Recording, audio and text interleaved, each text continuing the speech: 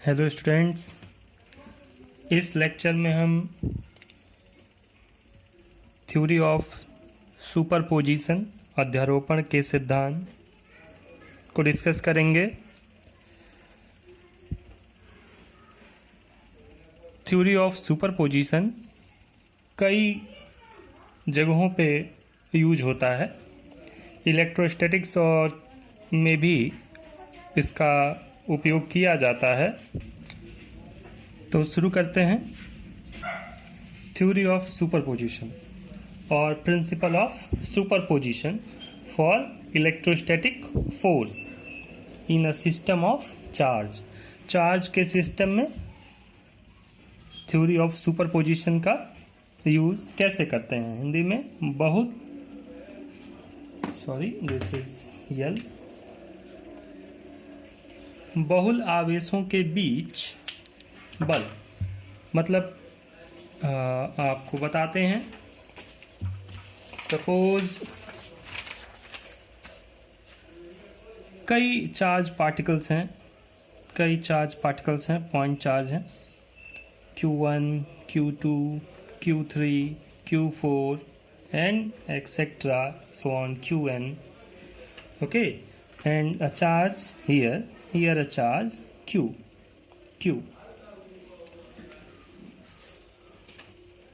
Q1 इस पे कुछ फोर्स इम्प्लीमेंट करेगा, Q2 इस पे कुछ फोर्स इम्प्लीमेंट करेगा, Q3 इस पे कुछ फोर्स इम्प्लीमेंट करेगा।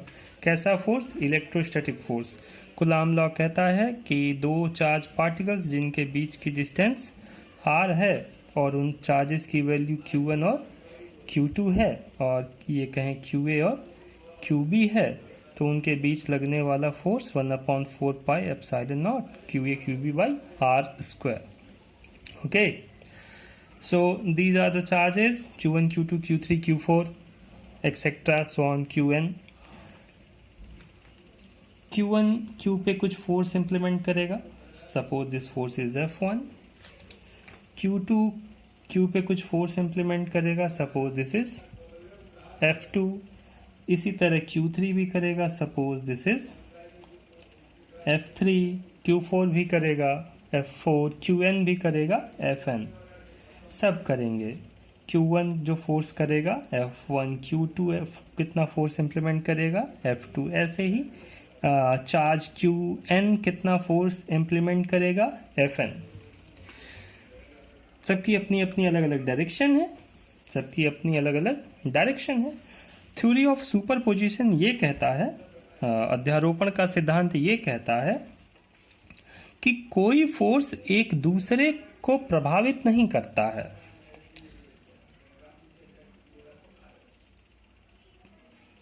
कोई फोर्स एक दूसरे को अफेक्ट नहीं करते हैं, वो अलग अलग Q पे फोर्स लगाते हैं। ऐसा नहीं है कि Q1 जो फोर्स लगा रहा है और Q2 जो फोर्स लगा रहा है, तो मान लीजिए ये F1 लगा रहा है और ये F2 लगा रहा है, तो F1 का कोई असर F2 पे नहीं होगा, ना ही F2 का कोई असर F1 पे होगा। और रिजल्टेंट फोर्स लगाने के लिए मान लीजिए Q पे रिजल्टेंट फोर्स कितना है? F है, तो हम इन सब फोर्स को क्या करते हैं? जोड़ देते हैं, F1 plus F2 plus F3। कैसे जोड़ते हैं? It is not a simple addition, vector sum होता है सबका क्या होता है? वेक्टर सम के लिए आप जानते हैं हम कुछ नियमों का पालन करते हैं, जिसमें the basic rule is parallelogram, समांतर चतुर्भुज का नियम, लॉ ऑफ पैरेललोग्राम। आप जानते हैं कि यदि दो वेक्टर्स हमारे पास हों A और B, जो किसी पैरेललोग्राम की तरह के दो एडजेसेंट साइड की तरह हो, तो उनका रिजल्टेंट क्या होता है? उसका डायगोनल। ओके, तो डेफिनेशन देखते हैं। Principle of superposition of force in electrostatics states that when a number of charge interacting, the electrostatic force between two charges is not affected by existence of the other charges, and the total electrostatics force on the charge is the vector sum of all the force due to other charges. I think you understand because I am discuss here.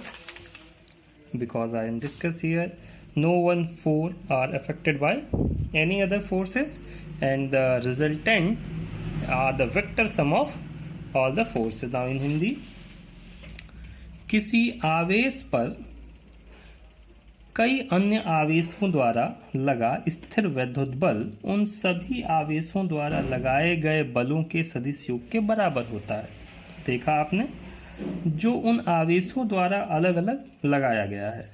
किसी एक आवेश द्वारा लगाया गया बल अन्य आवेशों की उपस्थिति के कारण प्रभावित नहीं होता। मतलब एक, जैसा कि आपको बताया, एक आवेश दूसरे आवेश को प्रभावित नहीं करता। यानी एक आवेश के कारण जो लगने वाला बल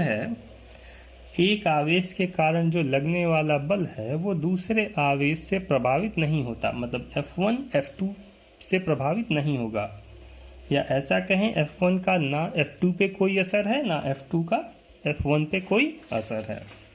ठीक है, प्रभावित नहीं होता है। इसे ही अध्यारोपण का सिद्धांत कहते हैं।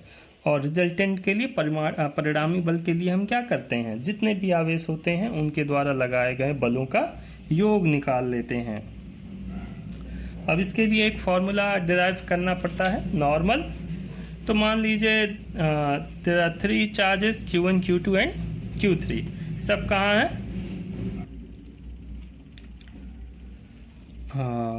हमारे पास सपोज करिए 3 चार्जेस हैं Q1, Q2 एंड Q3, और वैक्यूम में है, निर्वात में है। हमें Q1 पे फोर्स फाइंड करनी है। हमें मान लीजिए हमारे पास 3 चार्जेस हैं Q1, Q2 and Q3। Okay, सो हमें Q1 पे फोर्स फाइंड करनी है। Q2 भी इस पे फोर्स लगाएगा, suppose this is F2, and Q3 भी इस पे फोर्स लगाएगा। सपोज इसको 1, 2 लिखते हैं। Q1 पे लगने वाला फोर्स Q2 से F12, और Q1 पे लगने वाला फोर्स F3 से F13। ओके, सो हमें फाइंड करना है। अब यहाँ 2 फोर्स हो गए, दोनों का क्या फाइंड करना है? रिजल्टेंट। कैसे फाइंड करेंगे, यही देखते हैं। So let us consider we have 3 charge particles, point charge particles, Q1, Q2 and Q3।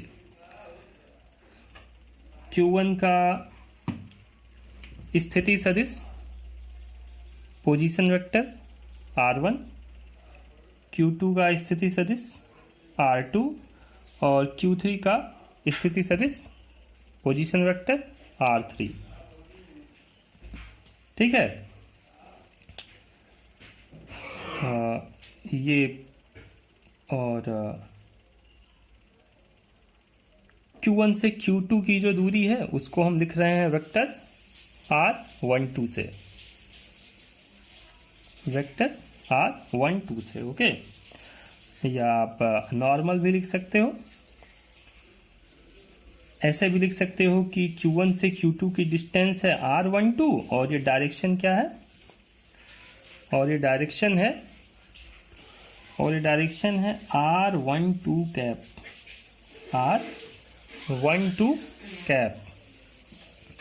R12 का डायरेक्शन R12 कैप। इसी तरह Q1 और Q3 के बीच की डिस्टेंस है R13, और इसका डायरेक्शन क्या है, R13 कैप। आप जानते हैं ये कैप क्या होता है, यूनिट वेक्टर होता है जिसका मैग्नीट्यूड यूनिट 1 होता है, और डायरेक्शन वेक्टर का डायरेक्शन होता है। हमें फाइंड करना है फोर्स Q1 पे Q2 और Q3 के कारण।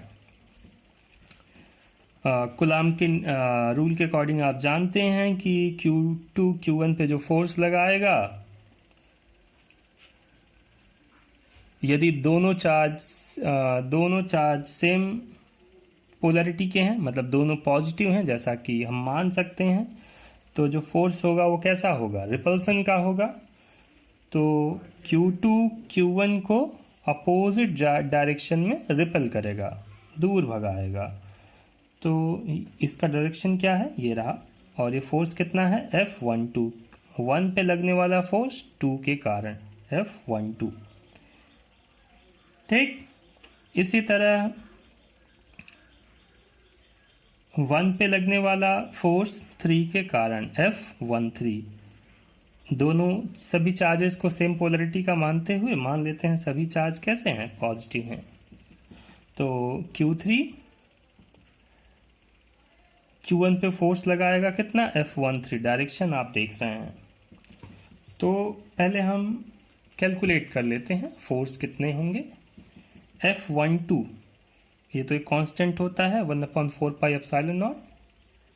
F12 मतलब 1 और 2 के बीच लगने वाला फोर्स, तो ये charge Q1 Q2 by R12 square, इन दोनों के बीच की डिस्टेंस 1 और 2 के बीच की डिस्टेंस R12, R स्क्वायर होता है। बेसिकली आप खुला लॉ जानते हैं, F इक्वल टू क्या होता है, मान लीजिए 1/4 पाई एप्सिलॉन नॉट। मान लीजिए दो पार्टिकल्स हैं A और B, तो QA अपॉन QB, और दोनों के बीच की A और B के बीच की डिस्टेंस का स्क्वायर। तो F12 1/4 pi epsilon not Q1 Q2 by दोनों के बीच की डिस्टेंस R12 का स्क्वायर। लेकिन डायरेक्शन क्या होगी, डायरेक्शन क्या होती है, अब इस फोर्स की डायरेक्शन क्या है, ये unit vector R12, unit vector R12। Similarly F13 equal to 1/4 pi epsilon naught 1 और 3 Q1 एंड Q3, दोनों के बीच की डिस्टेंस R13 का स्क्वायर और unit vector R13। Coulomb law में आपने डिस्कस किया है इसे अच्छे से। आइए दोनों को ऐड कर लेते हैं। और ऐड क्यों करेंगे, according to theory of superposition, अध्यारोपण के सिद्धांत के अनुसार F1 की वैल्यू यहां लिख देना अच्छा है, according to principle of super position.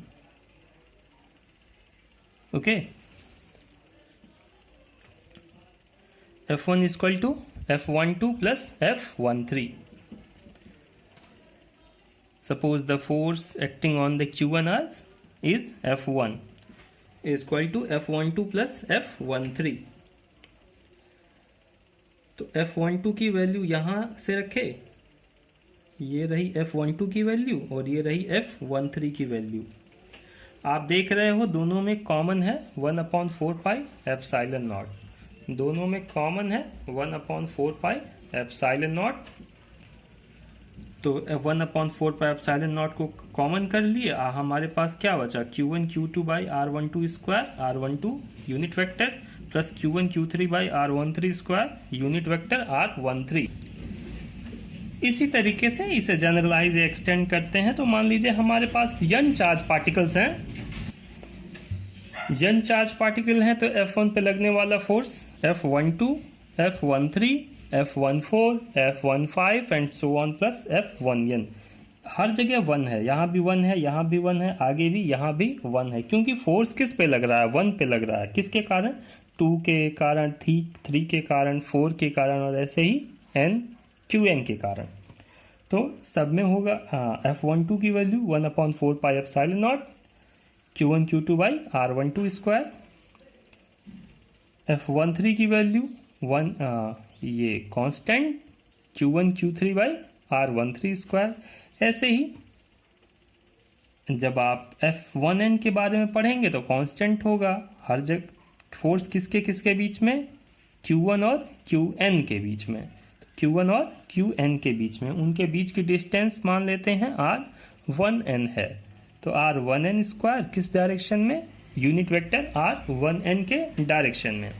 सब में कॉमन है 1/4 पाई एप्सिलॉन नॉट, कॉमन कर लिए। remaining. You can see here.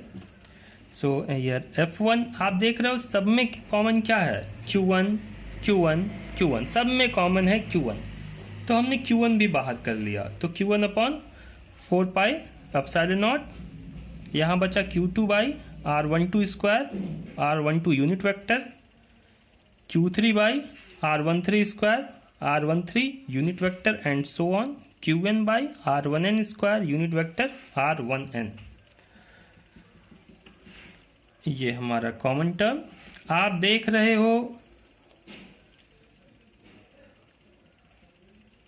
हर जगह यहाँ वेरी क्या हो रहा है, Q बदल रहा है, Q2 Q3 Qn, कहाँ से लेके 2 से लेके n तक।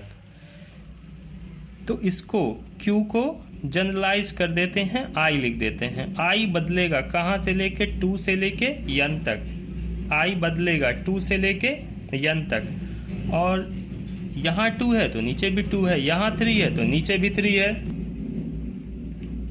यहाँ n है तो नीचे भी n है। इसीलिए यदि हम यहाँ पे I लिखते हैं तो नीचे भी क्या लिखेंगे, I, RI यूनिट वेक्टर। तो ये एक जनरलाइज फॉर्मूला है, आपको याद होना चाहिए। किसी चार्ज Qn पे लगने वाला force F1 equal to Q1 4 pi epsilon naught, कहाँ से लेके Q2 से लेके n तक। अब आप Q की वैल्यू 2 से शुरू होगी और n मतलब मान लीजिए आपके पास चार्ज, n की वैल्यू 4 चार्ज पार्टिकल्स हैं तो n की वैल्यू कितनी होगी, 4 होगी। 5 आवेश हैं तो n का मान कितना होगा, 5 होगा। 10 हैं तो n का मान 10 होगा, ऐसे ही, ठीक। ये डायरेक्शन कैसे फाइंड करेंगे, डायरेक्शन फाइंड करने के लिए समांतर चतुर्भुज के नियम का प्रयोग करते हैं। उम्मीद करते हैं आपको वीडियो अच्छा लगा होगा। नेक्स्ट लेक्चर में हम इसके कुछ एग्जाम्पल्स और क्वेश्चंस को डिस्कस करेंगे। Thank you.